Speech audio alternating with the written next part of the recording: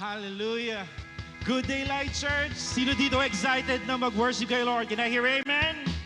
Amen. Yan, sige, kung excited ka, sige, palakpak mo yung kamay mo. Para kay Lord, you will do your best worship para sa Kanya. Pupurihin mo si Lord. Come on, everybody. Hallelujah. Come on, you sing. There's a light that shines with open grace, fills the sky. With new mercy each day we're alive. Let your glory pour out, Jesus. You sing, there's a joy that overwhelms our souls as we know our God is in control, overflow. Let your favor pour out, Jesus. Can you just shout the name of Jesus? Come on, Jesus.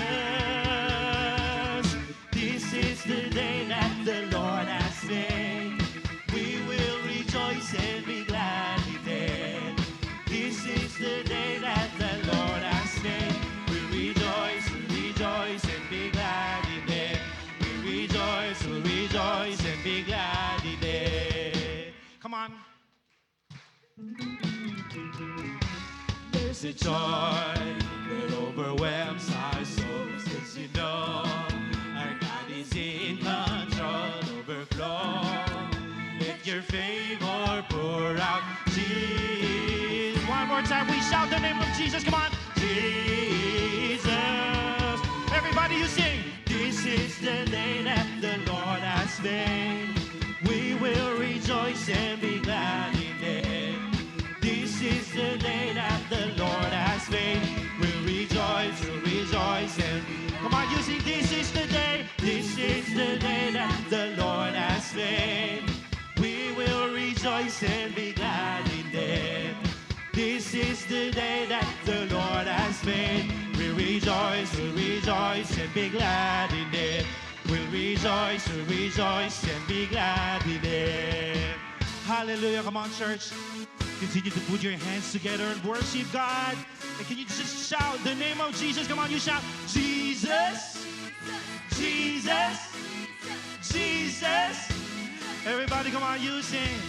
Behind what happened yesterday, today there's a good thing happening.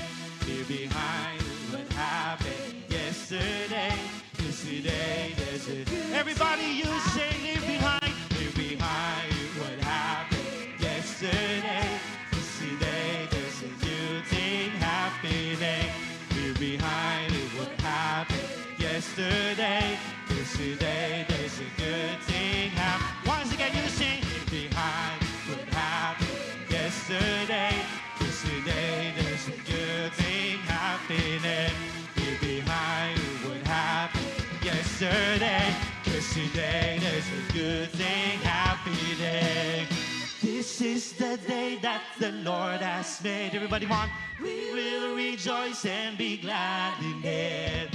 This is the day that the Lord has made. We'll rejoice. Everybody, you sing. This is the day that the Lord has made. We will rejoice and be glad in it. This is the day that the Lord has made. We'll rejoice and be glad in it. We'll rejoice and be glad in it. We'll rejoice and be glad in it. Rejoice in the Lord always. And again I say, rejoice in the Lord always. And again I say, again. Come on, you sing, rejoice in the Lord always. And again I say, rejoice in the Lord always. And again I say, rejoice. Come on, church. It's time to celebrate and rejoice and praise His name. Yeah, hallelujah. Come on. Come bless the Lord. Come on, you sing. Come bless the Lord. Come bless the Lord. Draw near to worship Christ the Lord and bless His name, His holy name, declaring He. One we sing, come bless the Lord. Come bless the Lord. Come bless the Lord. Don't need to worship Christ the Lord and bless His name, His holy name, declaring His good. Oh, that man would praise Him. Oh, that man would praise Him. Come on, you say, rejoice in the Lord always. And again I say,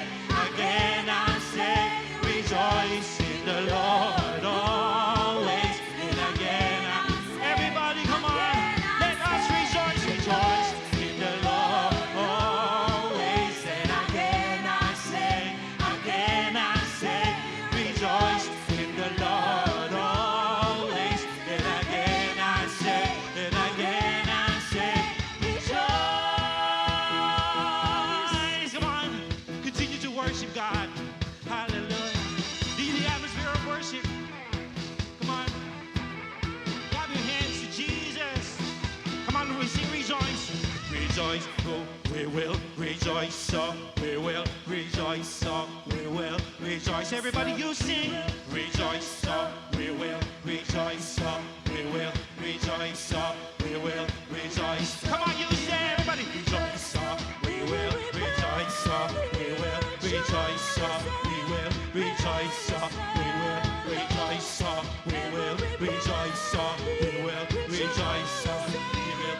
Come on, everybody, we sing rejoice. Rejoice, so we will rejoice, so we will rejoice, so we will rejoice, so we will rejoice, so we will rejoice, so we will rejoice, so we will rejoice. Everybody, come on, rejoice, so everybody rejoice and praise the Lord. Everybody rejoice, rejoice, rejoice. Hallelujah, come on. Yeah, continue to worship Him. Put your hands together. Sing it the best na palakpak para sa ating Panginoon. Hallelujah. Yeah, sino dito blessed na blessed? Sa worship pa lang, damang-dama mo na ang presence ni Lord dito sa lugar na to. Can I hear amen? Amen. Hallelujah. Kaya naman, now, as part of our service, alam ko pinaka-aabangan din to ng katabi mo. This is called the Light 60, where we put 60 seconds on the clock while getting the chance to meet and greet someone na kilala mo na and pwede rin naman yung hindi mo pa kilala. Amen? Excited na ba yung katabi mo? So, Light family, are you ready?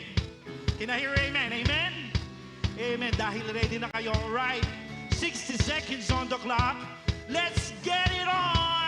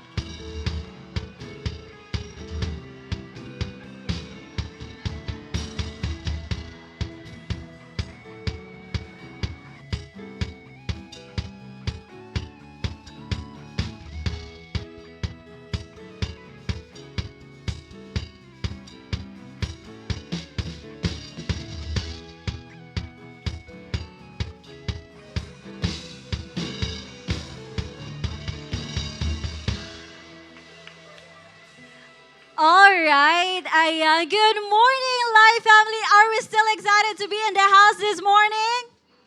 Amen. Dahil dyan makakaupo na po ang bawat isa. At habang umuupo po ang bawat isa, pwede po ba akong mag-ask ng favor? Ayan, pwede niyo po ba akong tulungan na batiin ang ating international family watching from all around the world? Come on, let's give them a round of applause. Ayan, we are blessed and grateful po for you joining us every single week. Kaya naman, please do stay connected with us.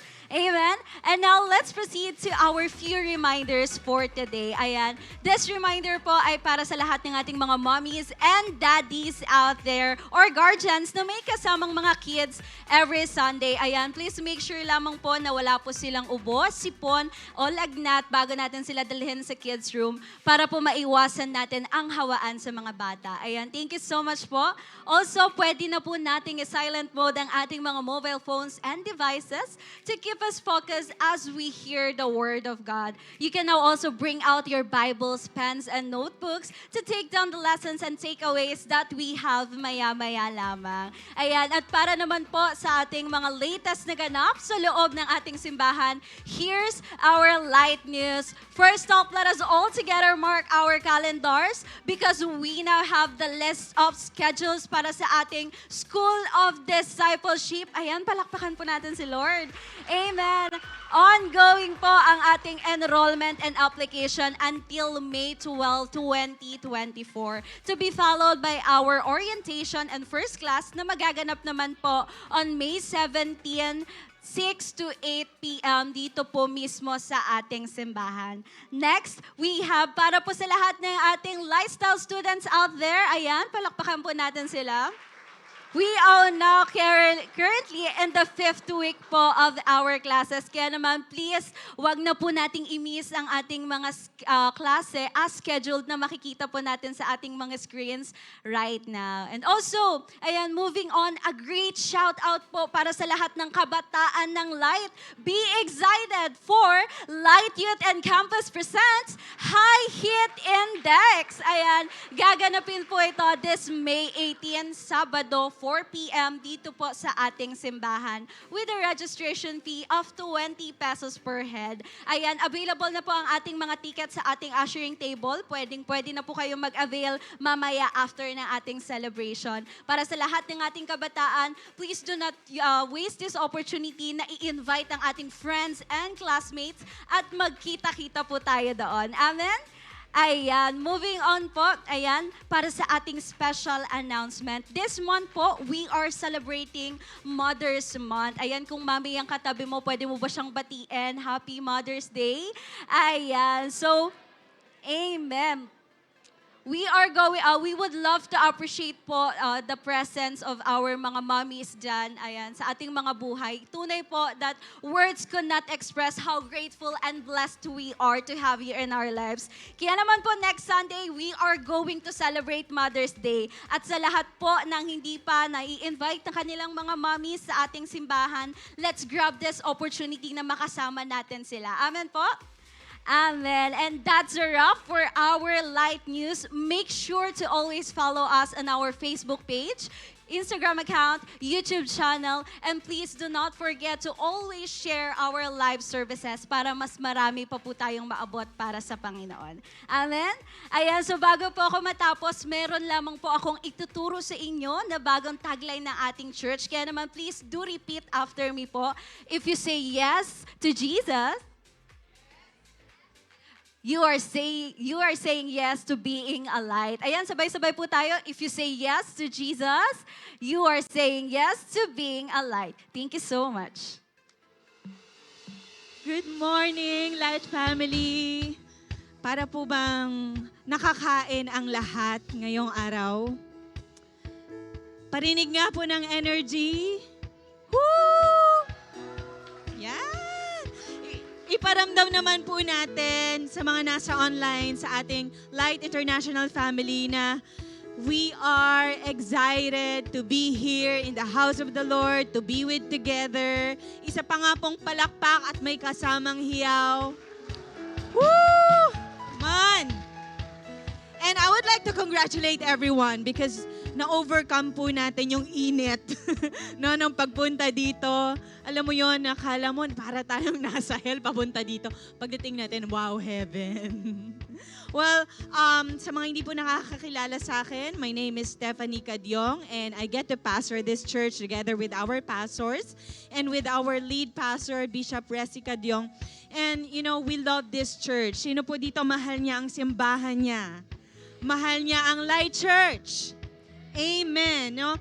I want to honor some very special people in this house or in this room, and that would be our first-time guest to Light Church. Can I invite those first-timers to stand up, please? Asan po yung mga first-timers natin? Meron po ba tayong mga first-timers? Ayan, palakpakan po natin sila. Please remain standing. Ayan, we want to honor you. We want to celebrate you. And, we are so glad that you're here today. Kami po ay masaya ang puso dahil nandirito po kayo ngayon dito. At kung kayo po ay malapit sa ating mga nandirito po, sa mga kapamilya, malapit po kayo sa mga first-time guests po natin, pwede nyo po ba silang kamayan?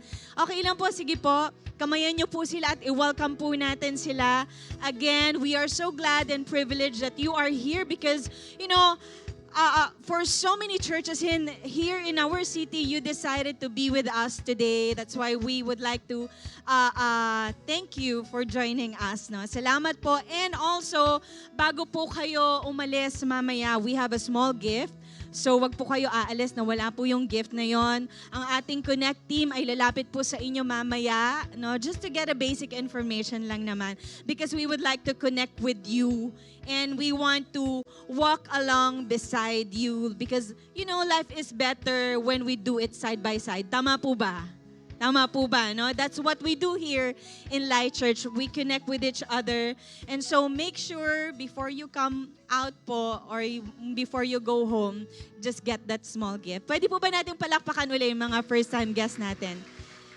Amen. Amen. Thank you po. You can now be seated. So now this is our moment to operate in our generosity. One of the things na proud po ako bilang isang pastor ng simbahang ito, kami po ni Bishop and together with our pastors, is that this church is so very, very generous. Naniniwala po ba kayo doon? Do you agree with that?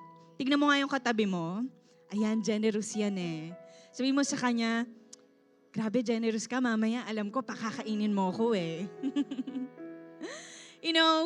This church is a very, very, honestly, this is a very, very generous church. Na-witness po namin yan ni Bishop since day one, no, hanggang ngayon. Kung paano kapag may goal ang simbahan natin, may mga proyekto, no, and even, kapag meron din may mga disasters sa community or sa city, no, the community of Light Church is, trying to help each other, no, na hindi napipilitan magbigay, pero kusang nagbibigay. And that's one of the things na gusto po naming ipagpasalamat bilang mga pastor at leaders ng simbahang ito, that this church is so very generous. Pwede ba nating palakpakan again ang Panginoon sa buhay natin? You know what, kahapon po na habang nasa labasan po kami ng mga anak ko, I was trying to construct my exhortation today, or what will I share to you today for our giving. And while we were eating, kumakain po kami sa labas ng dalawa kong anak. Dalawa po yung anak namin ni Bishop Resty. And yung pong bunso, gusto niya yung kinakain or iniinom nung ate niya. So I asked the ate, sabi ko, ate, can you share? Kasi gustong-gusto nung favorite nila yun eh. Favorite nila yung drinks na yun dun sa isang restaurant na yun. Can you share? So yung ate medyo parang hinod niya ng konti. Parang, ganun yung itsura niya. You share, anak. Sabi ko sa kanya, you share. It's good to share, di ba? Tapos shinare naman po ng ate. Kasi minsan, yung dalawa magkapatid, parang nagdadamutan. Ayoko, hindi ako binigyan. Hindi ko rin bibigyan. And then, nag-share na naman po silang dalawa. And yung bunso po, we're so happy na binigyan siya ng ate niya. And naiisip ko po, with that situation, sabi ko sa kanya, kinausap ko siya, sabi ko, anak, bakit you're having a hard time to share with your sister? She's your sister naman. Is it like when you give, you will run out? When you share, you will run out? Yeah, I think, sabi niya. Kasi that's our yung tendency na kapag nag-share tayo, baka mawalan tayo. And then I told her, is it not true na kapag nag-share ka and you still want, I can order some for you if you ask? Sabi ko sa kanya, di ba pag gusto mo pa naman, pwede pa akong mag-order kung gusto mo pa, kung naubusan ka na. And so, yeah, sabi niya ganun. And you know what? That situation made me also think na maybe siguro, we are having a hard time sometimes to share. Nahihirapan tayo na magbigay o mag-share. It's because maybe we are afraid of the lack. Parang natatakot tayong maubusan. No? But that's not how the kingdom works. I want to reiterate that. Hindi po ganun ang kingdom ni God because we can never outgive God. Na kapag nagbigay po tayo, hindi lang tatapatan ni Lord ang pagbibigay natin, pero sobra-sobrang pagtatapat niya. Amen. Sabi nga po ng writer ng Psalm, sabi niya, what can I offer the Lord for all He has done for us? Sabi niya gano'n, or for me. Sabi niya. Sabi ng psalmist, sabi niya sa lahat ng kabutihan, pagmamahal, grasya, deliverance ng soul ko, paano ko masusuklian lahat ng ginawa ng Diyos sa akin? You know, ang sagot po, wala. Walang sukli. Walang pantapat. Why? Because nobody can outgive the Lord. Amen. And the book of 2 Corinthians also says that all. Sabi niya ganun, and God will generously provide all you need. Then you will always have everything you need and plenty left over to share. So plenty pa, no? May sobra-sobra to share with others, no? You know, ako din po naranasan ko po ito ilang beses na pong ginawa ng Panginoon sa amin, sa buhay po namin mag-asawa na talagang hindi nagkukulang ang Panginoon. Taas po ang kamay dito na sinasabi niya, hindi nagkukulang ang Panginoon. Amen. I've experienced that with my life when I gave birth to my firstborn. Nung time na, syempre, pag ikaw ay manganganak, mangangailangan ka, tama ba? Nung time po na yon, nagpe-pray kami, Lord, provide our needs. And then, alam niyo po, napakamahal ng bill, 1,000. Nag-provide po ang Panginoon. Pinag-pray pa namin yun na. Nag-provide po ang Panginoon. And then, nanganak po ako doon sa second born ko. And then, ang bill po namin ay 50,000 plus. So, medyo malaki yung gap, di ba? From 1,000 to 50,000. Nag-pray din po kami. Hindi ka nangangamba kasi kung kaya mag-provide ng Lord, sa 2 bibig, kami pa lang po, 2 bibig. And then 3 bibig, nung nadagdagan po kami. And then nung pang-4 ko po, kayang mag-provide ng Lord sa lahat. No, wala yun sa laki ng pangangailangan, pero sa laki ng pananampalataya mo sa Panginoon. Amen po ba? Because we cannot outgive God. So ibig ba sabihin nun, if we cannot outgive God, hindi na tayo magbibigay, hindi na kailangan ng Lord. You know, that's not what I meant. I just mean that hindi man natin kayang tapatan ang kabutihan ng Panginoon sa buhay natin, but if gratitude to the Lord is overflowing in our heart, it's connected to our generosity. Konektado sila. Amen. Ang generosity po natin, ang partner ng heaven po dito sa earth, to establish God's kingdom and to spread the gospel sa pamamagitan po ng simbahang ito. Kaya po, we bring a sacrifice of praise through our giving, through our resources, anumang meron tayo. And so today, mga kapatid, I want to encourage you that where you feel na may kakulangan sa'yo, there's no lack. As long as malaki ang pananampalataya mo, as long as you are obeying the Lord, it's already on the way. Parating na ang pagpapala. Amen.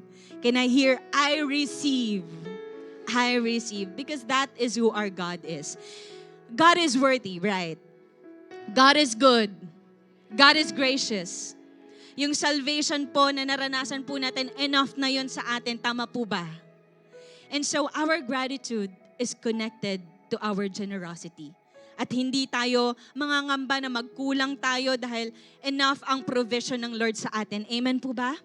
Amen. And I know you are ready before you came here, ready na yung ibibigay mo sa Panginoon, yung tithes mo, yung offering mo. And now we were going to pray. Okay? So let's pray.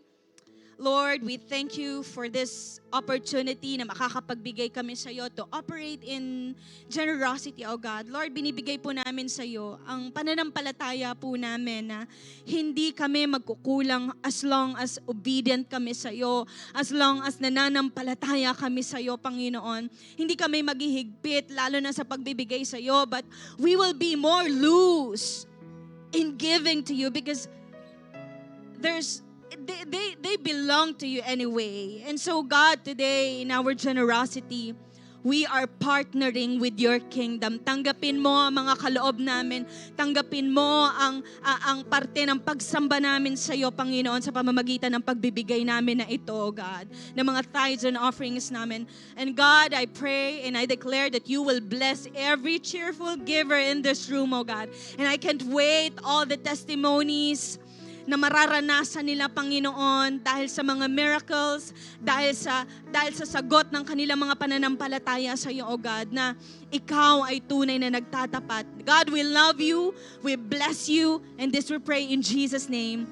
Amen, amen. Nandito po yung mga ushers natin to collect all our tithes and offerings. Nandito po sila sa paligid. Pwede ba natin palakpakan yung mga ushers natin? They're so awesome, napakasipag na mga ushers. So pwede nyo pong ibigay na lang sa kanila or ihulog na lang po dyan sa mga containers na yan. I'm so excited for more. Sino pong excited pa? I hope you're expectant kasi marami pa pong gagawin si Lord sa atin. God bless us all.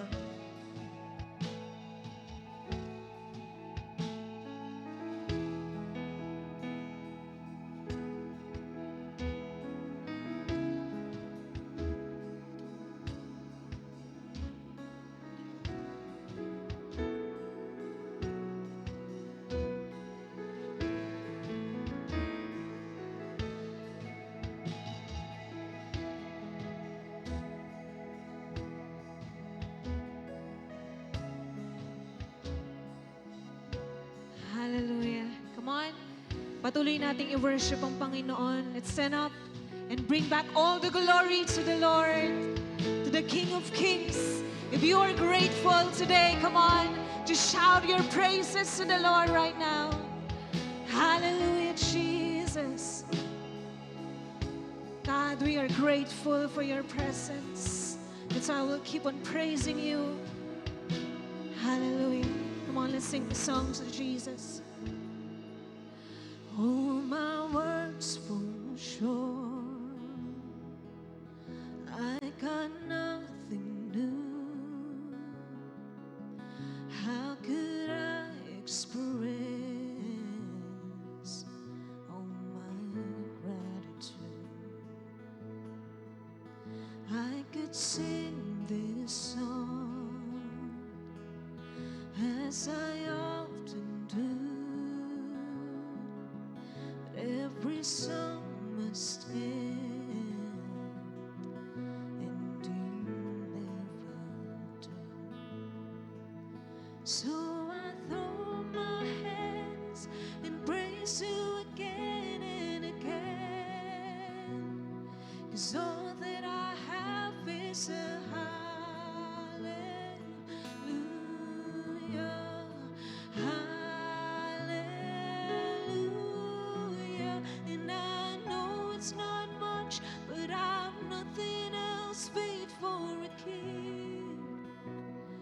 except for a heart singing hallelujah,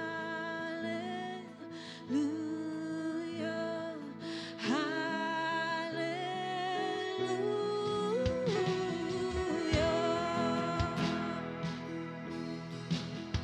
I've got one response. I've got just one move with my arms stretched wide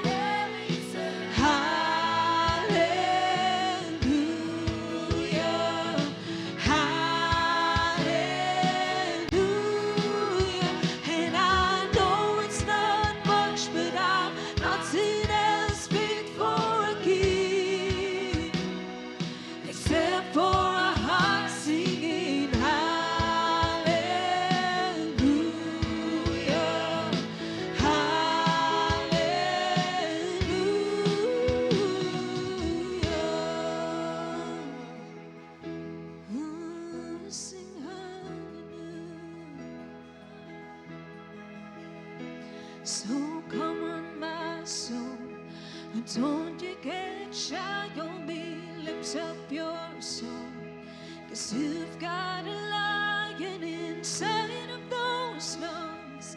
Get up and praise the Lord. So come on, my soul, so come on, my soul. Oh, don't you get shy on me. Lift up your soul, 'cause you've got a lion inside of those lungs. Get up and praise the Lord. So come on, my soul, don't you get shy. Lift up those songs to Jesus. You've got a lion inside of your lungs. Come on, keep praising Jesus. So come on, my soul, get up and praise Him.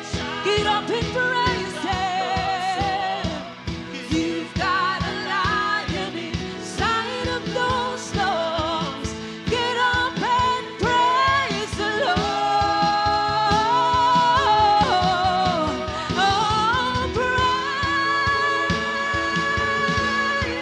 praise the Lord. Oh, come on, just bring those praises to the King of Kings, to the glorious one, our Jesus, our great God, saying, Lord, you are forever great in our lives. You are always good, oh Lord, in every season. That's why, God, you deserve the praise. You deserve all the adoration today. Hallelujah, hallelujah. Oh, Jesus. Come on, we'll sing this to Him. And all the earth will shout. Come on, shout your praises.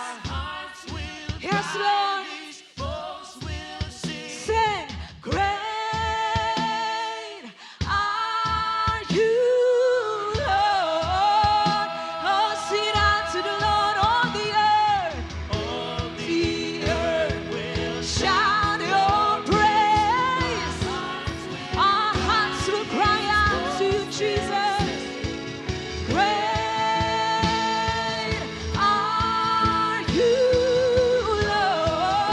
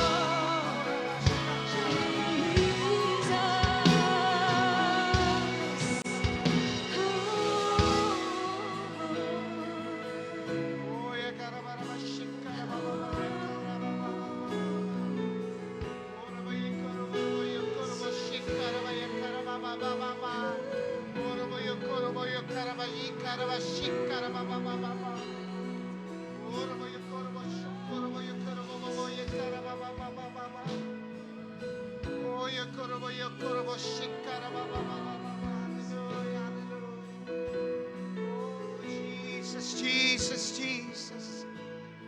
Oh, Jesus, Jesus, Jesus. Hallelujah. Lord, deserve mo ang pinakamataas sa papuri at pagsamba. Karapat dapat kang purihin, pasalamatan. Ipakita sa iyo, Diyos, na ikaw lang ang aming Diyos na buhay. Na ikaw ang dahilan lahat kung anong meron kami, O Diyos.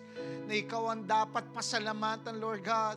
Maliit na bagay, malaking bagay, Lord God. Ikaw ang dapat may taas, O Diyos. Salamat, Lord God, for providing our needs. Salamat, Lord God, sa mga bagay, O Diyos, na mga surprises mo sa aming buhay. Salamat sa pag-iingat mo sa aming pamilya. Salamat sa pag-iingat mo sa aming kabuhayan. Lord, salamat, O Diyos. Hallelujah. Pagising pa lang namin ng umaga, ramdam na namin, Lord God, ang iyong pagpapalat biyaya. Ramdam na po namin, O Diyos, ang iyong kalingat habag. Salamat, Lord God, sa pag-iingat mo, pagbibigay mo sa amin ng desisyon na kami ay nandito ngayon, nagpupurit, nagsumasamba at nagpapasalamat sa iyo, Diyos. Ano man ang aming kapaguran, kagabi, kahapon, o nitong nakaraang buwan, O Diyos. You have given us, Lord God, a new beginning, Lord, na makita namin lahat na ikaw ang aming kalakasan, na ikaw ang source ng lahat, O Diyos. And today, Lord, makikinig kami ng iyong salita. Basbasan mo ang iyong salita, O Diyos, na nagbibigay ng buhay. Wala kaming mamiss, lahat ma-absorb namin. Santong Espiritu, samahan mo kami as we study your word. Makita namin ang aming mga sarili na umuupo at nakikinig sa aming Ama, sa kanyang salita. And after this, we will never be the same again. Salamat, O Diyos. Pinupuri ka namin, sinasamba sa pangalan ni Jesus. Palakpakan natin si Lord. Amen. Pinagpalang Sunday po sa bawat isa. Mabuti po ang Diyos. Amen. Makakaupo na po tayong lahat. Hallelujah. Sabi mo sa katabi mo, may gagawin si Lord sa ating lahat. Grabe yung katabi mo, excited na sa word ng Lord na ibibigay niya ngayong first Sunday ng buwan. Okay, hello po muli sa ating lahat at lalo na dyan sa atin, dyan sa online, okay? God bless us all. Itong ating live streaming, no? Meron tayo sa YouTube, meron din tayo sa Facebook, so pwede natin itong ulitin, i-share pa rin, okay, sa pag-uwi natin. Kaya nakakatuwa kasi meron tayong mga ganitong platform sa online at kahit nasa ibang bansa po kayo, sa ibang lugar, parang malapit din, okay? So, Facebook, sino nga ba naman ang walang Facebook? Ang sabi nila, pag wala ka daw Facebook, wala ka daw face. Totoo ba yun? Kapag daw wala kang Facebook, wala ka daw book. Okay. So, lahat daw ng tao ngayon, hindi naman totally 100%, but most of the people nowadays may Facebook. Bata, matanda, okay? May ngipin or basta, lahat daw, may Facebook na raw. Now, speaking of Facebook, alam niyo po ba nung 2009, first time na abot ni Facebook ang 300 million users.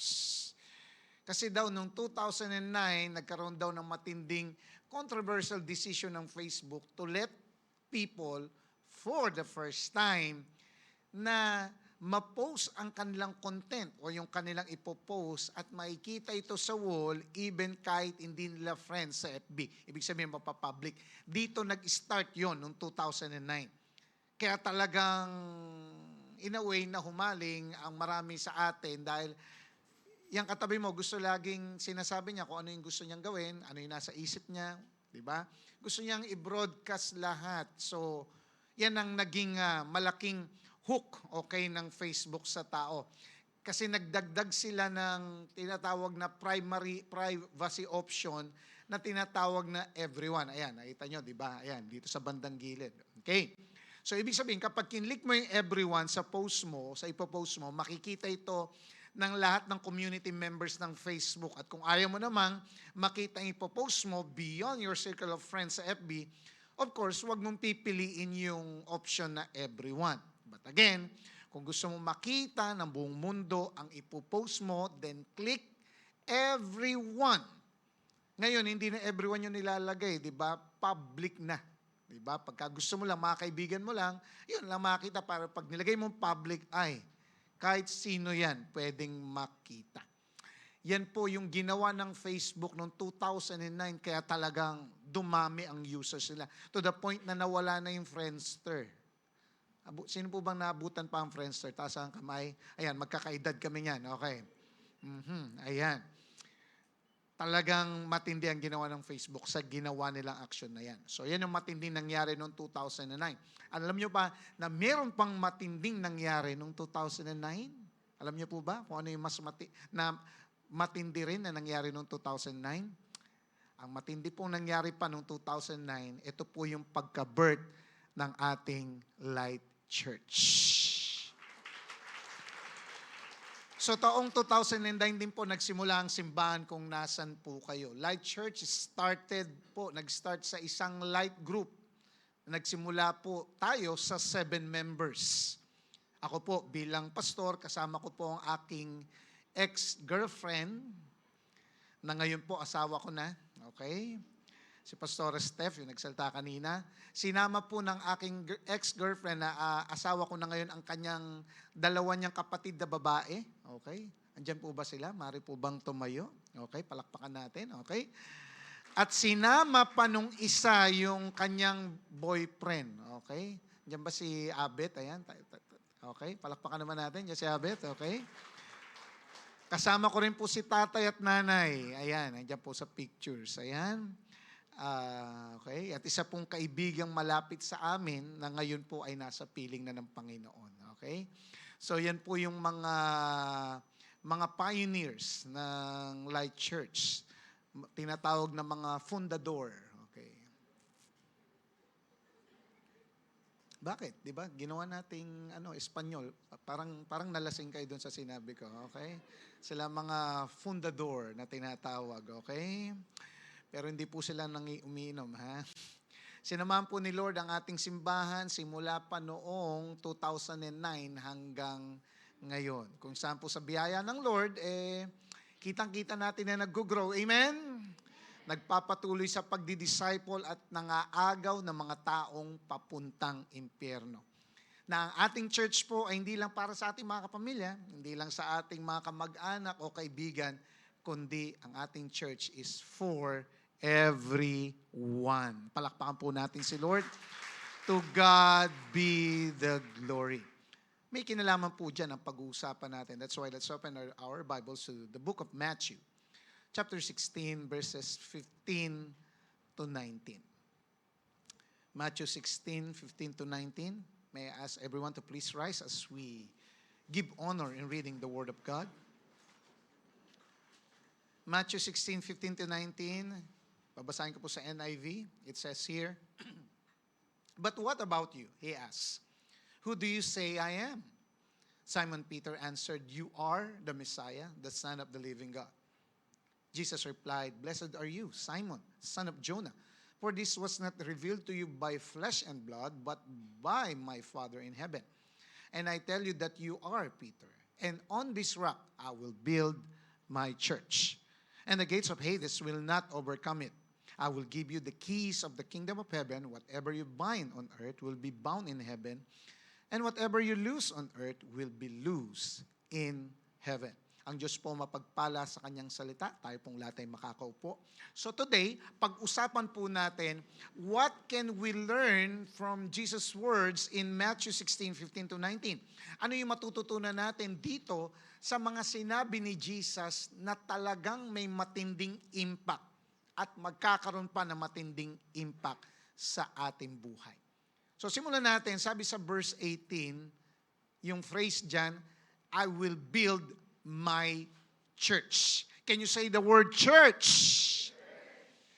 Ang pagpapaliwanag po ni Jesus about sa church, sa passage sa binasa natin, ay magbibigay sa atin ng immense view of what the church is in the eyes of the Lord.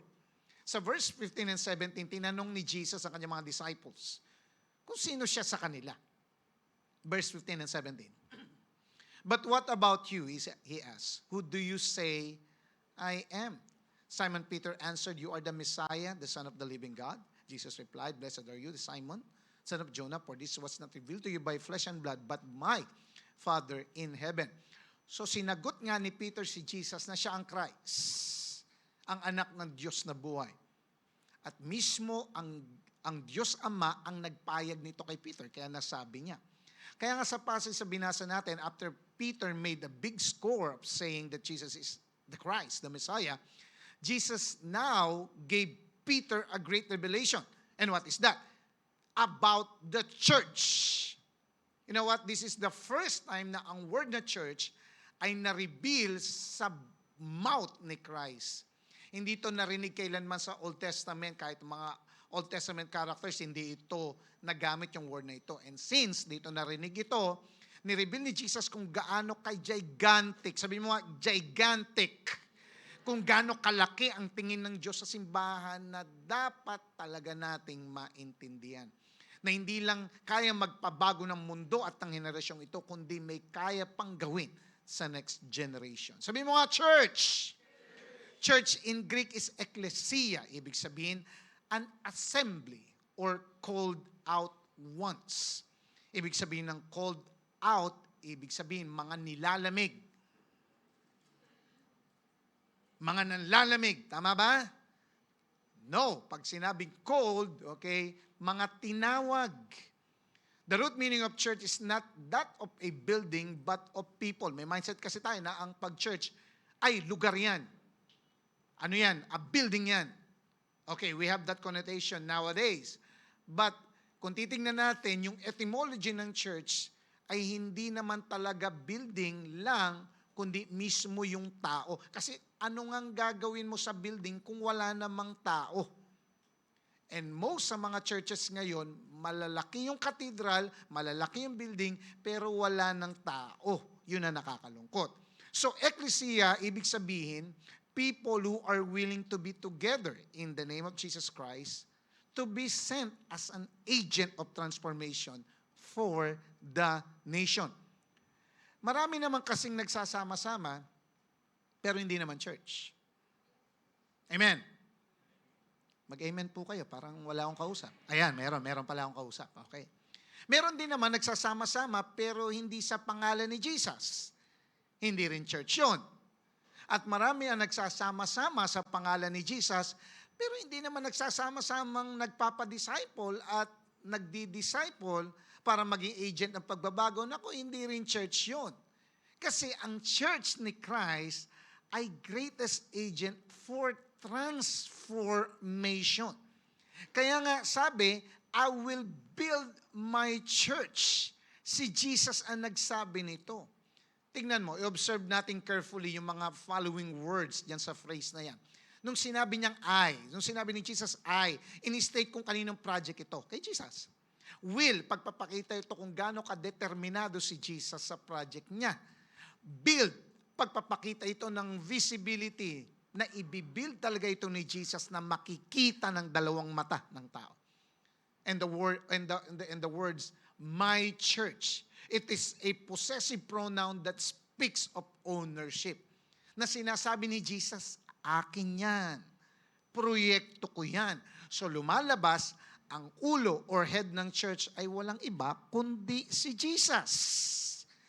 Can I hear amen? Sabi ng Ephesians 1:22, and God placed all things under His feet and appointed Him to be head over everything for the church.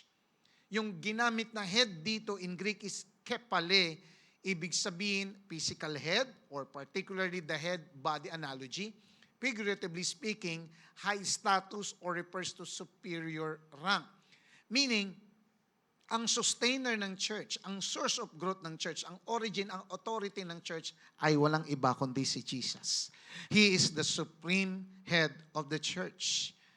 Maliwanag yan na pinakita ni Apostle Paul sa mga Ephesians 5:23. Ang sabi din, for the husband is the head of the wife as Christ is the head of the church. Tuloy tayo. Verse 18 pa rin, and I tell you that you are Peter, and on this rock, I will build my church. Ano ba ibig sabihin dito ng rock? The rock on which the church ay mabibuild ay saan? Bakit binanggit? The rock, Peter. You are Peter, and on this rock. So interpretation dito is that the rock on which the church ay mabibuild ay ang confession ni Peter ng katotohanan about kay Jesus na sinabi niya that Jesus, ikaw ang Messiah. Ikaw ang anak ng Diyos. So, itong klase ng kanyang sinabi ay napakasolido o rock solid na pundasyon na mabibuild ang church. Mabibuild ang church sa mga taong ito rin yung sinasabi, ito yung kanilang foundation, yung sinabi ni Peter. Yung mga taong kikilalanin si Jesus bilang Messiah at anak ng Diyos. So yung mga taong ito na i-confess at ipapamuhay si Jesus bilang Panginoon at tagapagligtas. So dito mabibuild ang church. Kung paanong ang isang building ay magiging matibay kung ito'y nakapundasyon sa bato. Amen ba? Katulad ng pagpapatayo ng isang building, tama ba? Nakita ba kayo nagpatayo ng building na matibay na ang ginamit ay hindi bato, ang ginamit ay straw. Tumagal ba? Pag inipan mo yun, wala na. So ibig sabihin, kung gusto mo ng matinding pagtayo ng building, kailangan ng matindi at matibay na bato para maging pundasyon yan. Upang maging matatag ang pagkagawa niyan. Ganyan din ang church, tumitibay sa mga teachings ni Jesus. Matthew 7:24-27. Ang sabi, therefore, everyone who hears these words of mine and puts them into practice is like a wise man who built his house on the rock.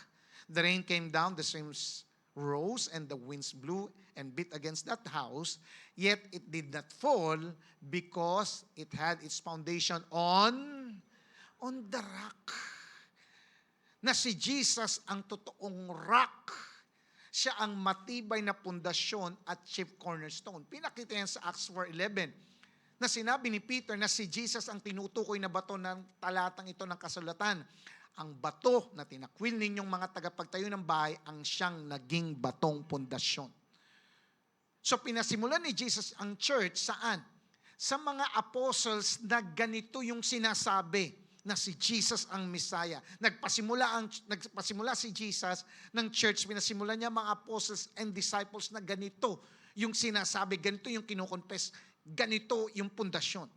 Kaya nga pinapakita ng New Testament na in-establish niya ang church sa mga apostles. Dahil nagtuturo si Jesus sa mga apostles, yun naman ang tinuturo ng mga apostles. Yung mga teachings, writings at ang kanilang pag-i-establish at pag-organize ng church. Lahat ng yan ay necessary ways na tinuro ni Jesus sa mga apostles kaya na-build ang church. Kaya tingnan mo, pagdating sa Acts 2, ito na. Ito na yung start ng early church. Tingnan mo yung ginagawa ng early church. Acts 2:42-47. They devoted themselves to the apostles' teaching. That's why dito sa church, nakikinig ka ng preaching. Amen. Dumating ba sa time na umattend kayo, walang preaching? Anong pakiramdam? Nung pagkasabi, hello, magandang ba? Okay po, uwi na po tayo. Never tayo nagkaroon ng Sunday simbahan na walang Word of God. Amen. Kasi ito yung sinasabi. Tatanong siguro kayo, bakit may preaching pa pag Sunday? Ito po kasi yung ginawa ng early church. They devoted themselves to the apostles' teaching. Yung tinuturo natin, yung mga tinuro ni Jesus kay Paul, kay Peter, yung mga apostles, mga disciples, yun ang tinuturo natin. Ano sabi? And to fellowship. Fellowship means ito, nagsasama-sama tayo. Amen? Nagkikita, nagingitian, nagkukurutan minsan. Ikaw naman, ganon. Nagsasampalan minsan, nagsusuntukan minsan. Hindi natin ginagawa yon. Okay, may pulis tayo dito, yari kayo. Okay, pag nag-away kayo. Okay, ano ba? And to fellowship, to the breaking of the bread. Mamaya po, magkukommunion tayo. Amen? And to prayer. Nagpe-pray pala ang church. Nagpe-pray pala sa church. Amen? So, meron tayong prayer works. Verse 43, everyone was filled with awe and at many wonders and signs performed by the apostles. Sino dito naniniwala dito sa church may mga gumagaling? Amen? Meron maraming testimony dito simula nung siya nag-church at nagpa-pray over, gumaling, pumasa sa exam, ano pa. Ang dami nangyari. Ibig sabihin, nagkakaroon ng mga miracles. Verse 44, all the believers were together and had everything in common. Ang tindi ng pagmamahalan ng mga early church that time. They sold property and possessions to give to anyone who had need. Amen? Parang ganito, nung nakita nila yung kasama nila, walang tsinelas, walang sapatos. Bibilan nila. Pakita mo nga sa katabi mo yung sapatos mo. Pakita mo. Ayan. Yung dumidila mo ng sapatos. Pakita mo. Tapos ganyan yung tsura mo.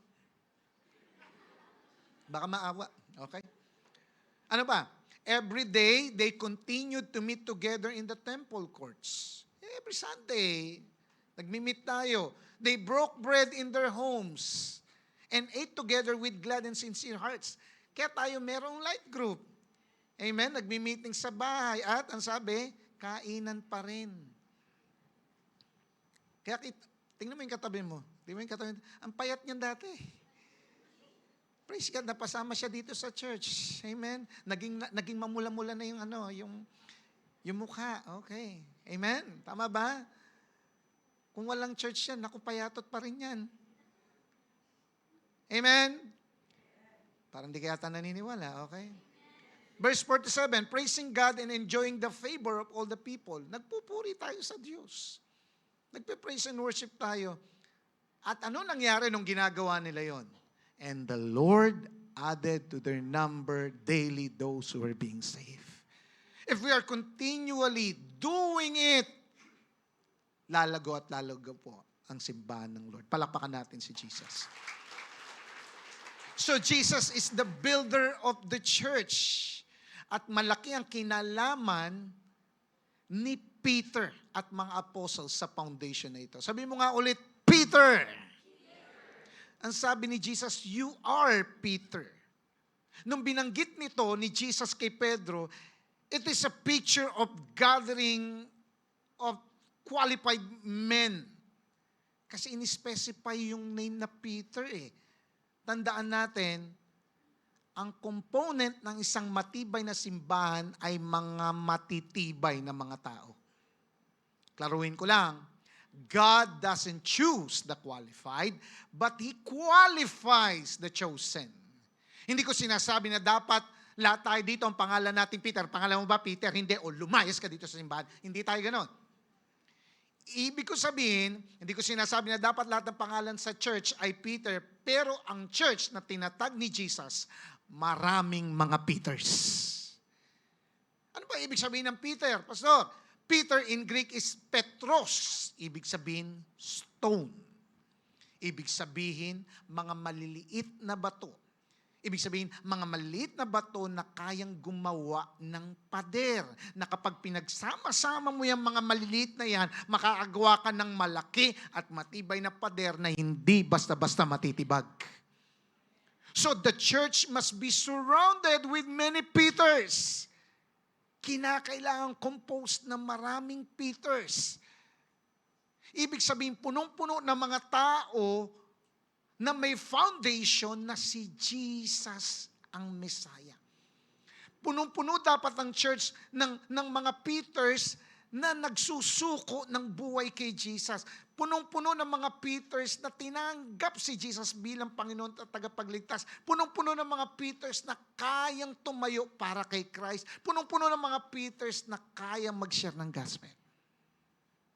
Pakitapik mo ngayon katabi mo. Sabihin mo nga, hello, Peter.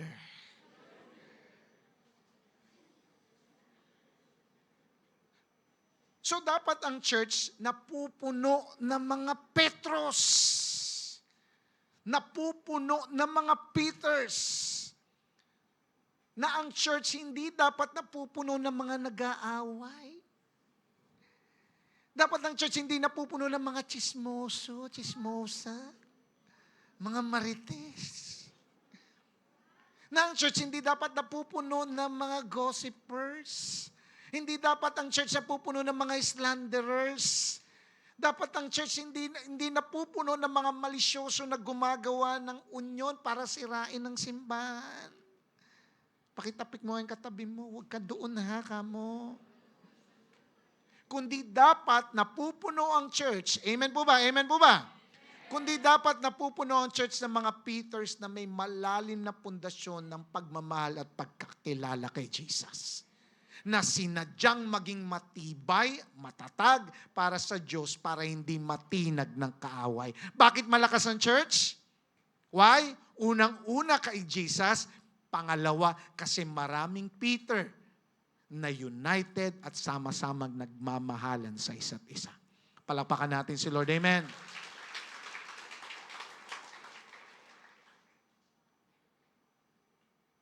Pinapakita na ang church ay punong-puno ng mga men and women of God, mga tao ng Diyos na ni-redeem ni Christ. At ang kanilang head ay walang iba kundi si Jesus. Now, so kung si Jesus ang head or ulo ng simbahan, nasaan ang kanyang katawan?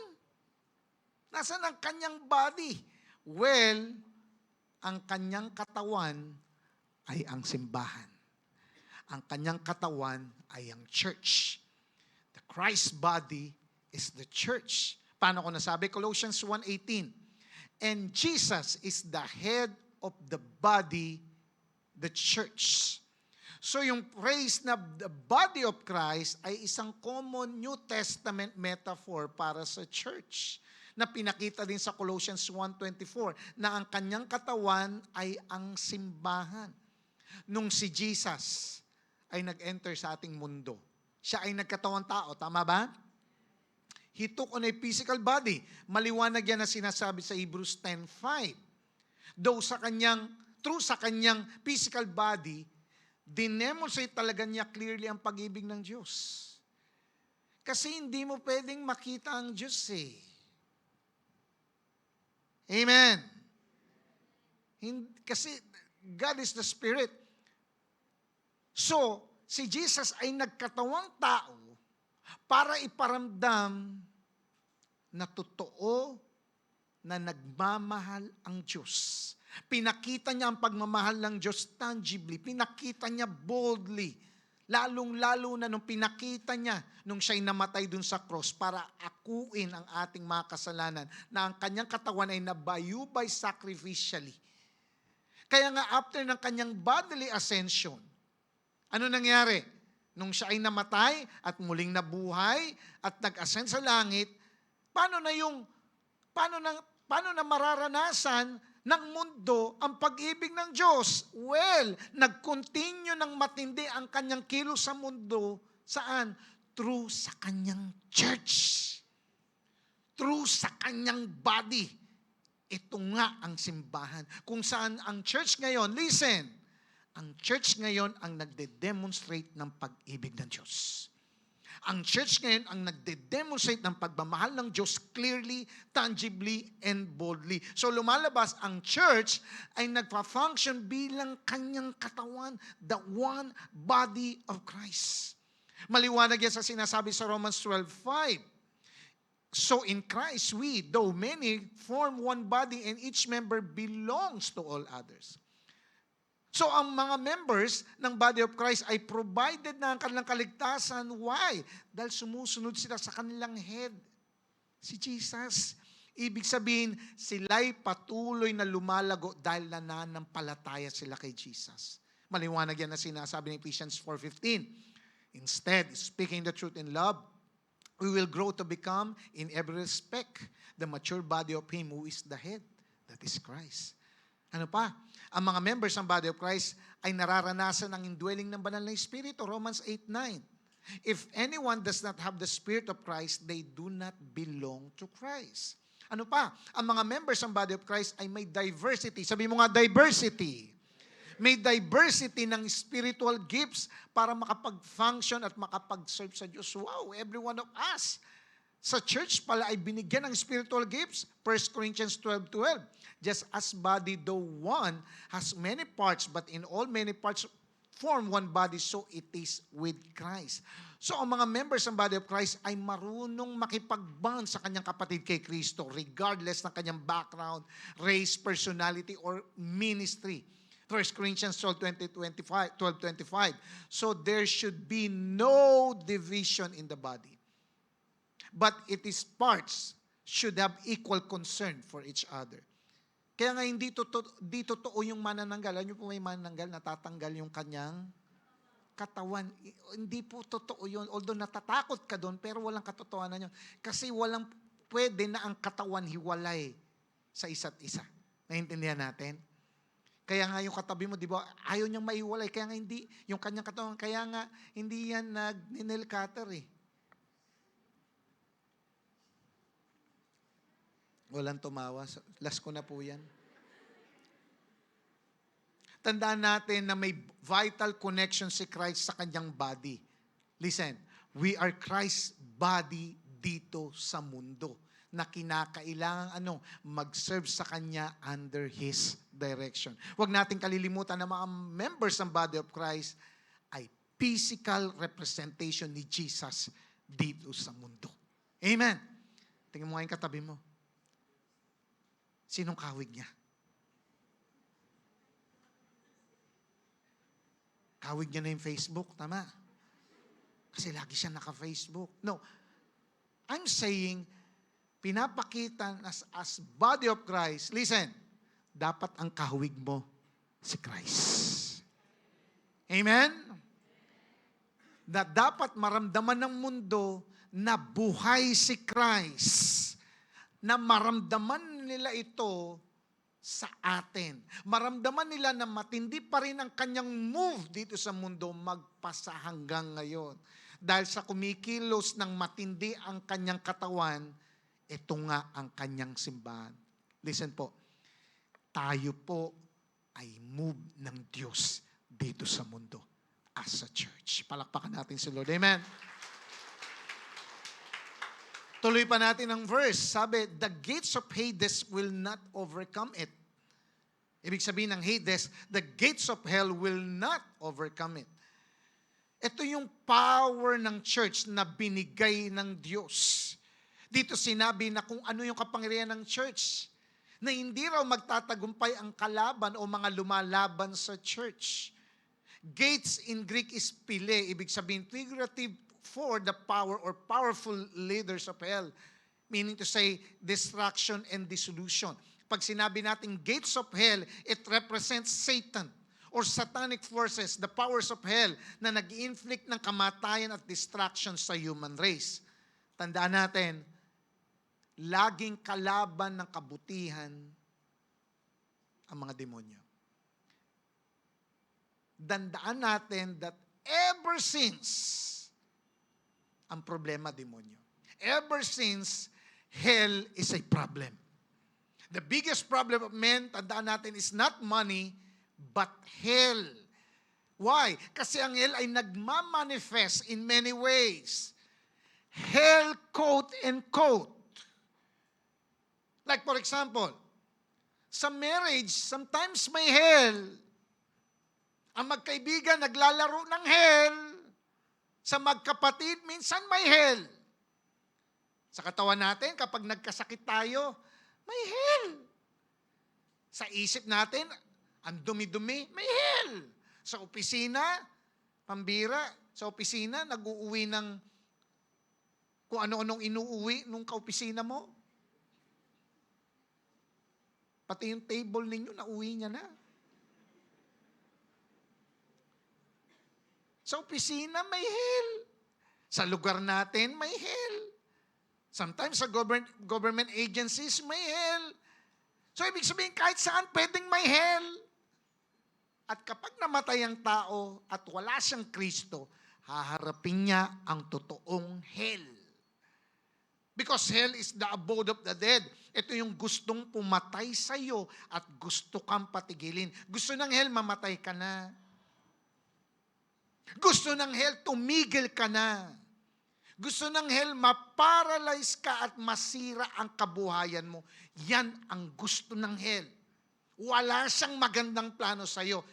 At yan ang problema natin. And do you know what's the answer for this hell thing? Alam mo kung anong sagot natin sa problema natin sa hell? Alam mo kung anong sagot? Sabihin nyo, ano? Pakilakas, sabihin nyo, ano? Parang bano kasi, ano? Sabihin natin. Sabihin natin, ano? Ang sagot sa problema natin sa hell, ang sagot ay ang church. Why? Since Jesus the Messiah was building His assembly of believers, ang kapangyarihan ng kamatayan at destruction ay napagtagumpayan na niya. Totoo ito dahil 2,000 plus years ago, defeated na ang sin, defeated na ang death, nung nag-resurrect ang Panginoong Yesus.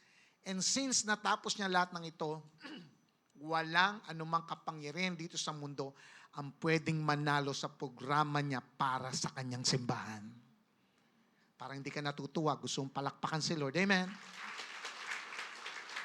Sabi mo sa katabi mo, no match. Matthew 16:19, I will give you the keys of the kingdom of heaven.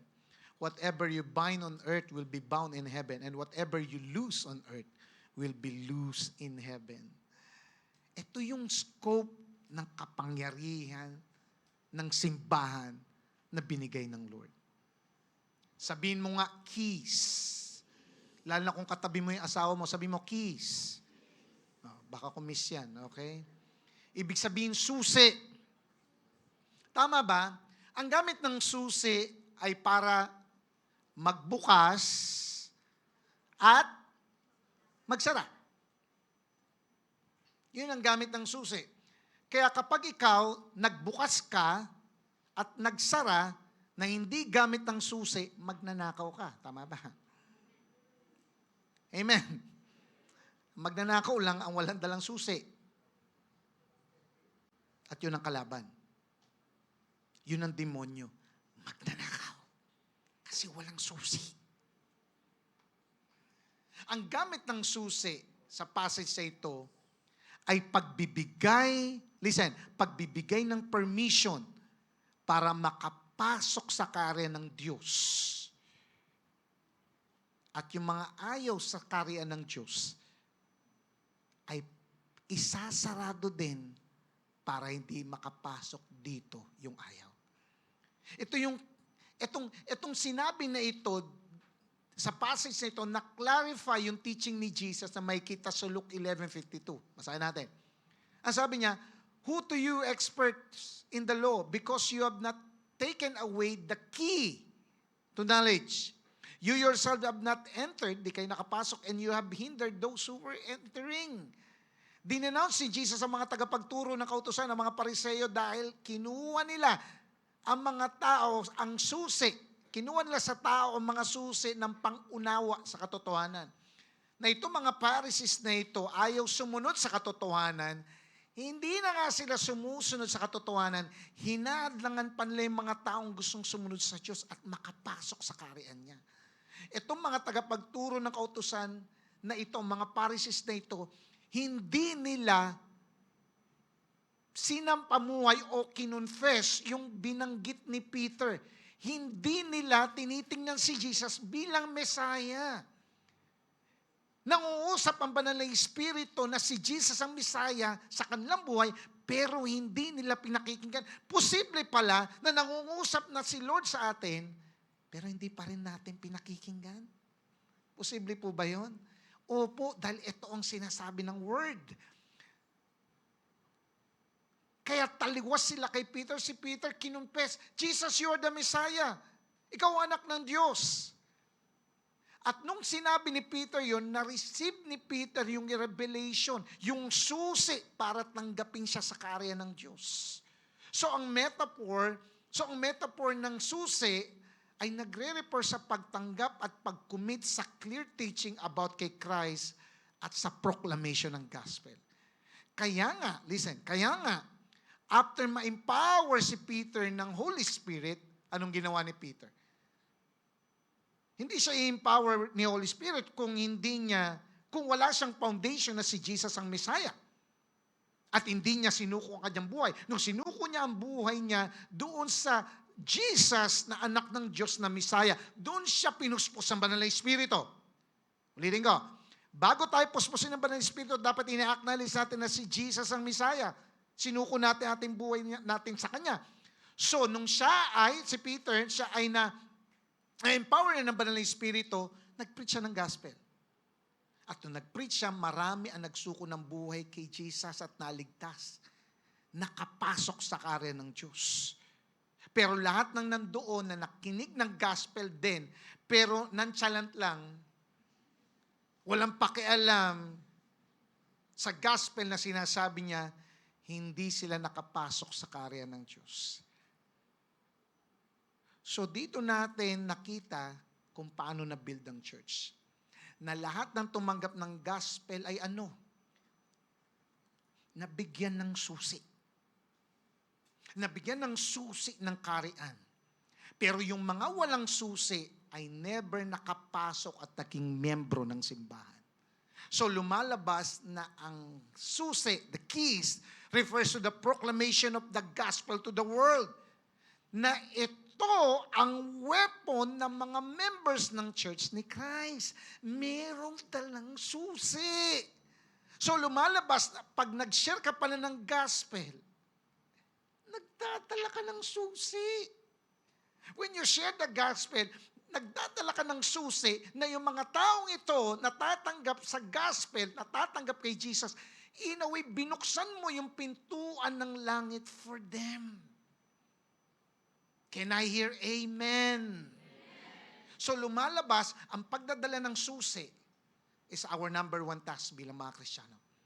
Ang pagdadala ng susi, ibig sabihin, ang pagsishare ng gospel ay maliwanag na number one task ng church.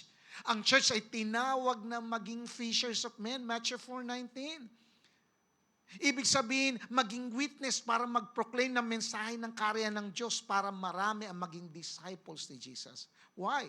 Because kinumission ni Jesus ang church to teach the nations ng lahat ng commandments niya at maging disciple. Matthew 28:19-20. Ang sabi ni Jesus sa church, therefore go and make disciples of all nations, baptizing them in the name of the Father and of the Son and of the Holy Spirit, and teaching them to obey everything I have commanded you, and surely I am with you always to the very end of the age. Kaya nga, in sharing and proclaiming the good news, the gospel, nakikita ng church clearly kung paano ang tao makakapasok sa kaharian ng Diyos. At yung mga hindi tatanggapin at babaliwalain lang ang salita ng Diyos na akalungkot man, pero sila na mismo ang nagsara ng pintuan ng kaharian ng Diyos para sa kanila. Sa totoo lang, ang binding and loosing ay role ng mga disciples ni Jesus na members ng kanyang body na ang church. Dahil ang church ay agent ng God's kingdom. Na talagang napakalaking blessing ng Diyos sa tao ang simbahan. Amen? Listen, kung may church pala tayo, malaking blessing yun. Why? According sa survey, alam mo bang minimum of 7 years ang nadadagdag sa buhay ng tao kapag may church life siya? Hindi narinig ng katabi mo, natutulog, ganunin mo nga. Alam mo ba na minimum of 7 years ang nadadagdag sa buhay daw ng tao kapag may church siya? For example, ang itatagal niya na lang talaga ay 90 years old, magiging 97 pa. Or more. Sabi, minimum. For example, ang itatagal mo na lang dapat dito, mga 80 o 90. Pero dahil may church life ka, naging 100 pa ang age mo. Parang ayaw niyong tumagal ang buhay niyo, ha? Opo, kasi marami po kong utang. Sino dito gusto umaba pa ang buhay niya? Amen. Kaya napaka-importante ng church life. Why? Bakit pwedeng tumagal ang buhay mo kapag may church life ka? Why? Kasi ang church, kasi nga anghel, problema. Anghel gusto kang patayin. Amen? Anghel gusto kang sirain. Amen? Anghel gustong sirain ang kabuhayan mo. Amen? Pero kapag may church ka, kayang tanggalin ang church, kayang tanggalin ang anghel sa pamilya mo. Can I hear amen? Ang church kayang tanggalin ang anghel sa barkada nyo. Ang church kayang tanggalin ang anghel sa campus nyo. Ang church kayang tanggalin ang anghel sa community at barangay ninyo. Ang church kayang tanggalin ang anghel sa corporate place. Ang church kayang i-reconcile ang magkapatid, ang mag-ama, ang mag-ina. Ang church kayang pagalangin ang may sakit. Amen? Ang church kayang ayusin ang mga opisinang may hell. Ang church kayang baguhin ang korap na bansa. Kaya ng church gumawa ng langit sa isang lugar na may impyerno. Ang church kayang tanggalin ng tao sa kanyang malaimpyernong buhay at bahay. Ang church kayang ihinto ang tao sa pagkadla sa impyerno. Yes, hell is something that is so big, but church is powerful. Palakpakan natin si Lord. Amen. Kaya niyang magbago ng tao sa kanyang generation at sa darating pang generation dahil kay Jesus. Tandaan natin, the church, the company of people of Jesus will be victorious because Christ has overcome the world. Tandaan natin na even death or any weapon of hell cannot destroy the true church. Ang church, kahit maraming kumakalabang, ang church will be victorious. Church, tayo ang katawan ni Christ. Ibig sabihin, tayo ay para kay Christ. This is who we are. Eto tayo, meron lang tayong isang vision bilang isang simbahan. And what is vision, by the way? Vision is a clear picture of what will happen once we fulfill our mission. Do you know what our vision is? This is our vision. The vision of the church. To make Christ-like disciples who disciple others in loving God and loving people by winning, baptizing, and teaching every generation in Olongapo, the Philippines, and the world. Listen, as one church and as one family, we should have one vision. Dapat ang church, meron lang tayong isang vision. Amen? Kasi hindi pwedeng dito iba ang vision, dito iba yung vision nila, doon iba yung vision nila, doon puro vision lang sila. Dito iba rin yung vision. Hindi pwedeng iba-ibang vision. As isang simbahan, iba-ibang vision. Pag ibang-ibang vision, subdivision ang tawag doon.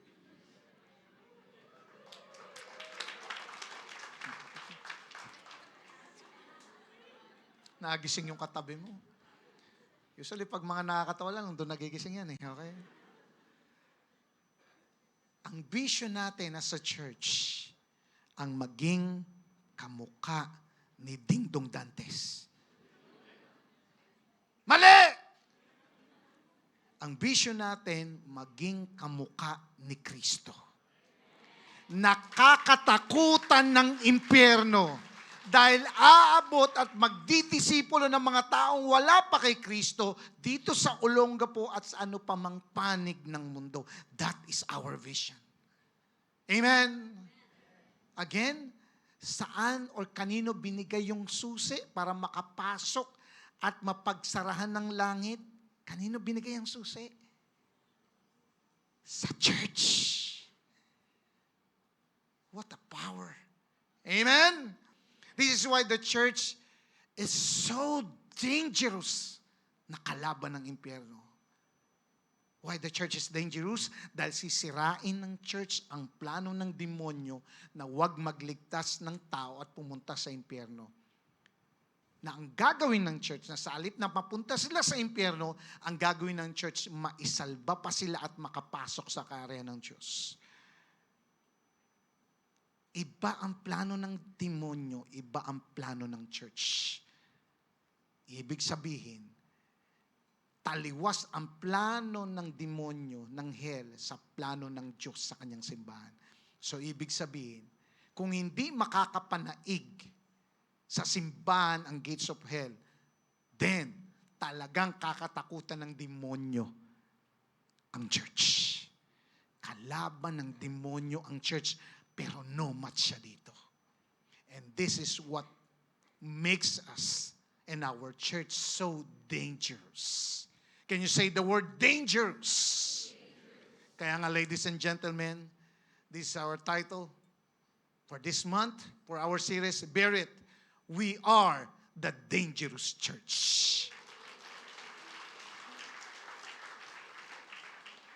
Kaya nga, in order for us to have one vision as a church, kasi hindi tayo magiging dangerous kung iba-iba tayo ng vision. Hindi natin kayang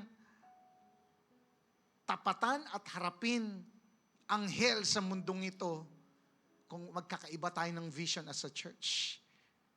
Kaya kung gusto natin maging dangerous, dapat hindi dapat tayo natatakot sa demonyo. Dapat yung demonyo natatakot sa atin. Amen? Sisiyar ako, samahan mo ako. Bakit? Basta natatakot ako eh. Pambira, hindi dapat ganun. Amen? Dapat yung demonyo natatakot sa'yo. Amen? Yung pagkagising mo pa lang, pambira, eto na. Gumagano na yung demonyo sa'yo. Tabi na, nandyan na siya. Dapat ganun. Amen? Kumbaga, kung meron mang lugar sa mundo na nagkukuta ang demonyo, pag dumating ka na, tabi na pare. Sabi ng mga demonyo, sibat na. Nandyan na yung man of God. Nandyan na ang woman of God. Dapat dangerous tayo sa mundong ito. Dangerous hindi sa mukhang nakakatakot tayo, pero alam ng demonyo may gagawin ka para kay Kristo.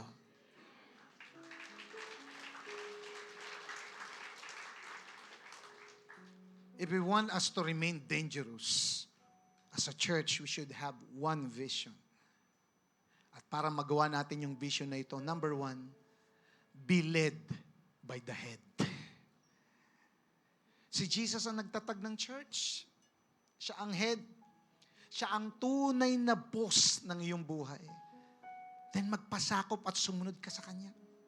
Tandaan mo na hindi ikaw ang masusunod sa buhay na to.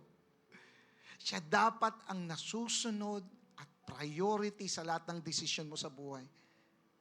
Pansinin mo. Sa lahat ng kapalpakang nangyari sa atin, karamihan doon, hindi natin sinunod yung will ng Diyos. Sa maraming kapalpakan natin sa buhay, ang sinunod natin, sarili natin. Pakitapik mo yung katabi mo, sabi mo, huwag mo nang dagdagan. Ibig sabihin, kailangan natin isik araw-araw ang will ng Diyos. Maaari ba ngayong araw na ito, simulan mo ngayong araw na ito, isisik mo na ang will ng Diyos sa Kanyang salita at pananalangin. It's about time to give the steering wheel of your life to Jesus. Let Him lead you. Siya ang pahawakin mo ng manibela ng buhay mo. And surely in every season ng buhay mo, hindi ka niya iiwan. Hindi ka niya pababayaan. Tandaan mo, when you are guided by the head, you are dangerous. Number two, be connected to the body. Be united. Hindi kasi pwedeng members ka ng body of Christ pero kung saan-saan ka nakakonect. Hindi pwedeng member ka ng body of Christ pero wala ka doon sa mismong body. Marami sa atin naging manananggal na. Gusto nating umalis sa body. Tandaan mo, ang unang-unang nalalapa ay yung mga mag-isa at ayaw kumonek sa body. Amen? You need to be connected to the body. Connect to the body of Christ, the church. You know what? Napakalaking blessing sa'yo ng church. Why? Kasi hinihimok ka nito na maging malapit sa Diyos. Kasi kung hindi ka mapapalapit sa Diyos ngayon, pag namatay ka, hindi ka na magiging malapit sa Diyos. Kung gusto mo, pag namatay ka, malapit ka sa Diyos, ang pagiging malapit sa Diyos, sinisimulan na ngayon. Can I hear amen? Ibig sabihin, wala akong kilalang tao na malapit sa Diyos, pero malayo sa church. Wala akong kilalang ganun. Amen. Amen. Hindi mo pwedeng sabihin, malapit ako kay Lord, pero wala kang church. Doon mo nga maririnig si Lord sa church Pakitapik mo nga yung katabi mo. Sabihin mo, ouch. That is why, be active sa gawain sa church. Amen. Makipag-fellowship. Makipagkwentuhan, makipagchikan, makipagkumustahan. Hello, kumusta ka na? Para marinig mo yung mga testimony ng ginagawa ng Lord sa kanila. Be part of the life group. Magmahalan bilang magkakapatid kay Kristo. Ayoko nga, pastor, ayoko na nagsasama-sama. Yun nga yung church Meron ka bang kilala, katawan ni wahiwalay? Unless meron dito. O, nasa na yung ulo mo? Ay, nandun pala. Nasa yung paa mo? Ay, nandun sa magsaysay. Ganun ba? Hindi. Connect sila. Bilang magkakapatid kay Christ, let's be connected. Huwag makipag-away. Huwag makipagbardagulan. Huwag makipagchismisan at kung ano-ano pa. Kundi maging blessing sa isa't isa. And soon, huwag ka lang naman malasing sa fellowship lang. Magpa-disciple ka din. Amen. Daanan ng discipleship journey para mag-grow at mag-mature para soon ikaw naman ang magdi-disciple at makakapag-share ng gospel. And soon, ikaw na rin may hawak ng susi. Tandaan that the church is more than kwentuhan and barkadahan. The church is all about patinuan. Amen? Serve God willingly. Kausapin mo si Lord. Mamaya kausapin mo si Lord. Lord, saan mo ako gustong magamit? Lord, saan mo ako gustong mag-serve?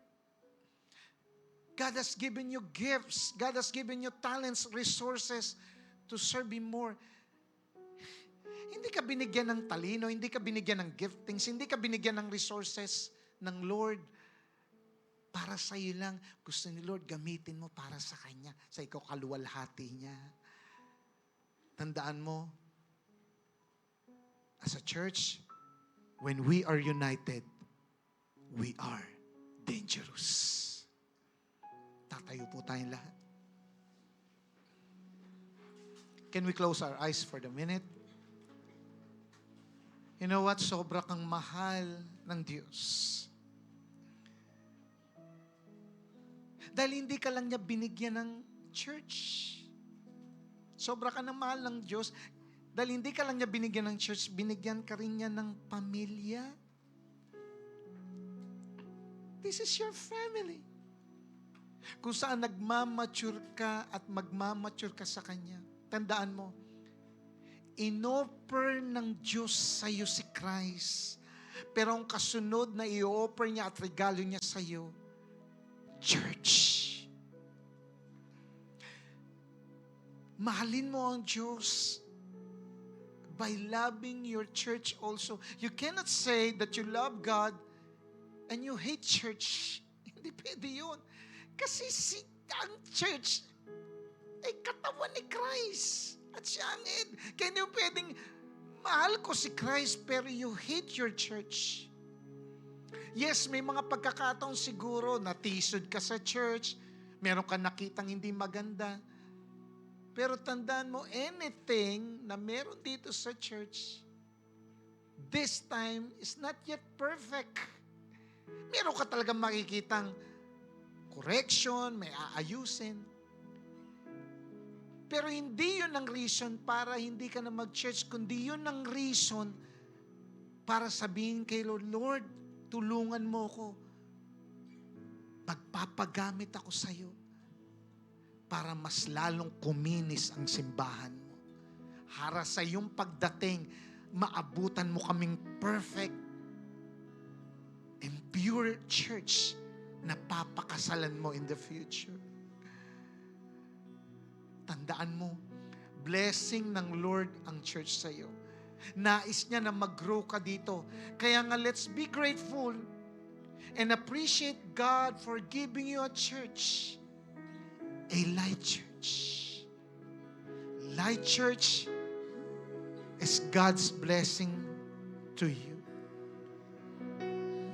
Now the question, when was the last time you appreciate God by giving you a church like this?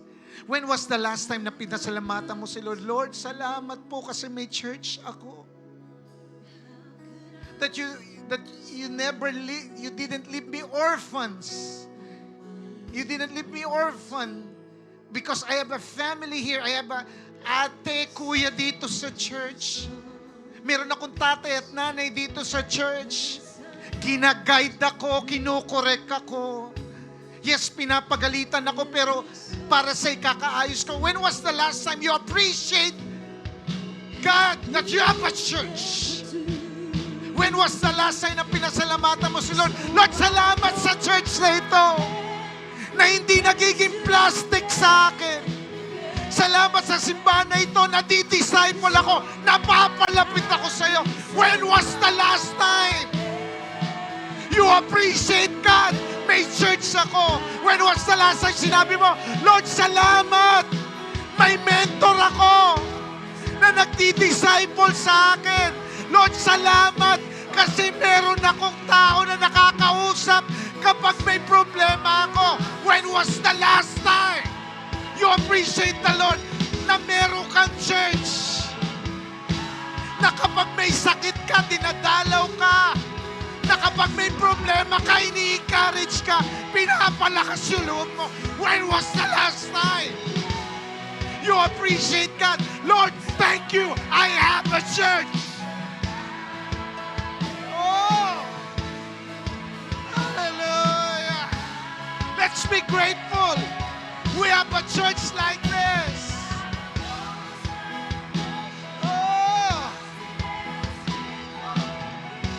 Salamat, O Diyos. Salamat sa simbahan na ito. Salamat for giving us a church. Hallelujah. Hallelujah. Hallelujah. Salamat. Hallelujah. Salamat, O Diyos. May simbahan kami. Thank you for the blessing. Hallelujah. Thank you for the blessing, Lord God. We have a church. Hallelujah. Hallelujah. Oh, Jesus. Oh, Jesus. Hallelujah. Hallelujah. Hallelujah. Hallelujah.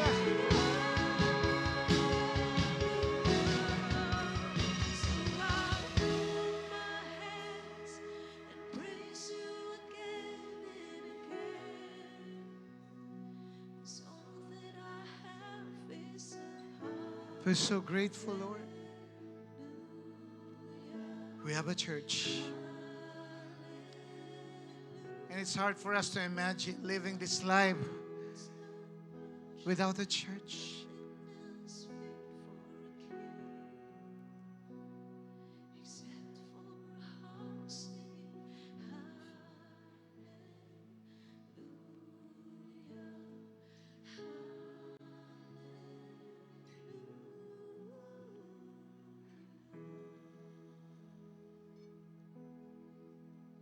Lord, thank you for blessing us. Ang hirap i-imagine sa aming buhay, Lord God. na wala kaming simbahan. Dahil sa simbahan na ito, O Diyos, nalaman namin kung ano ang buhay. Na ang buhay ay maikli lang. Na kung maikli lang ito, maging matalino na kami kung paano namin ito isapapamuhay. Na ang buhay, it's all about you. That life is all about Jesus. It's not about us. It's all about you. Thank you for reminding us of your faithfulness. Lord, patawarin mo kami, O Diyos, if sometimes hindi kami nagiging blessing sa simbahan. Patawarin mo kami, Lord, kung minsan may mga natisod pa sa amin. Naging way pa kaya lumayo sila sa church. Patawarin mo kami, Lord. Patawarin mo kami, Lord, kung minsan hindi namin na-appreciate ang church, hindi namin na-appreciate na meron kaming mentor, meron kaming life group. Patawarin mo kami sometimes, Lord, kung hindi ka namin nasiserve. Thank you, Lord God, for this church. Patawarin mo kami, Lord God, sa lahat ng ginawa namin na hindi maganda at mga kasalanan.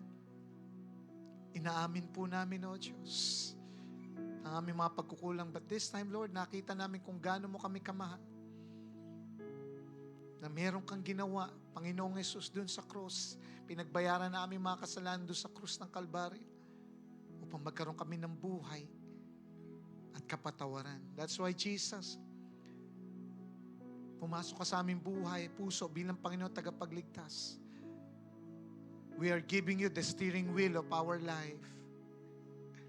We are giving you the steering wheels of our lives, Lord.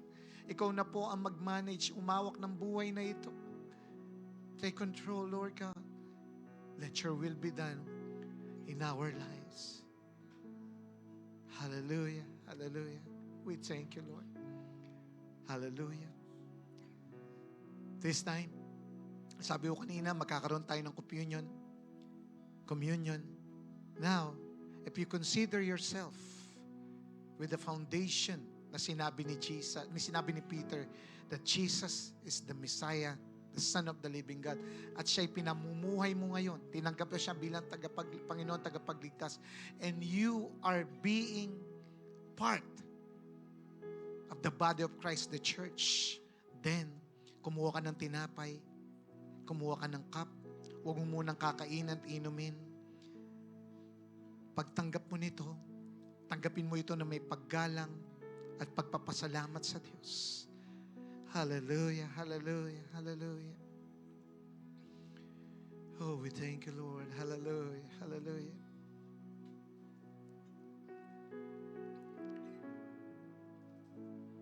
Itaas natin ang tinapay at ang cup.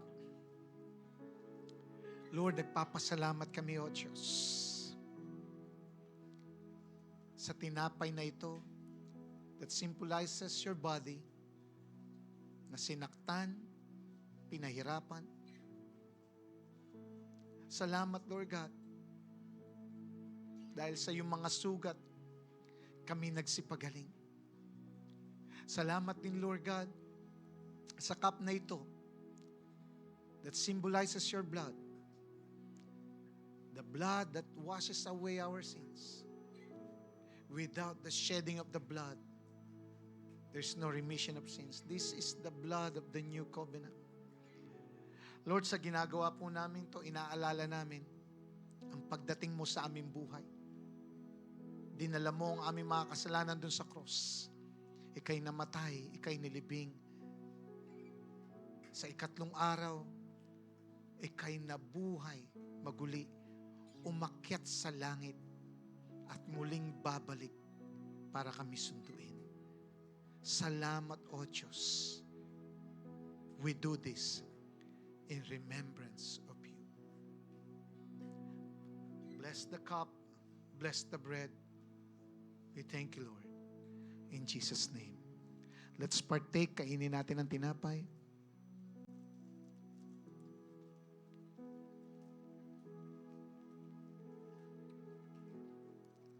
Sunod natin yung cup.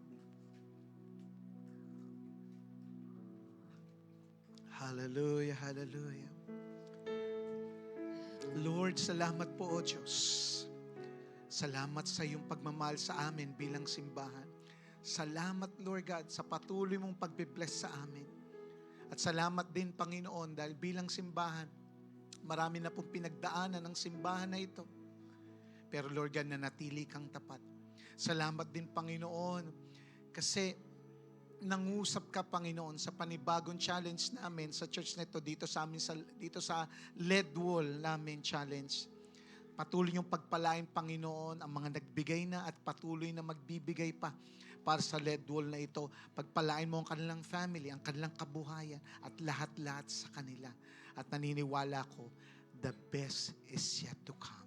We thank you, Lord. We give you praise. We give you glory. In Jesus' name. There's a reason to celebrate. Hallelujah.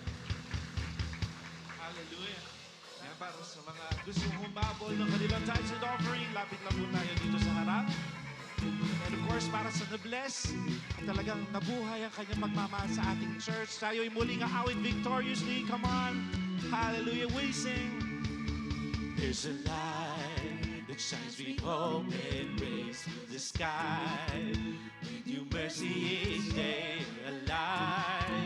Let your glory pour out, Jesus. Everybody you sing, there's a joy that overwhelms our souls as we know our God is in control, overflow. Let your favor pour out, Jesus. Come on, you shout the name of Jesus. Jesus. This is the day that the Lord has made. We will rejoice and be glad in it. This is the day that the Lord has made.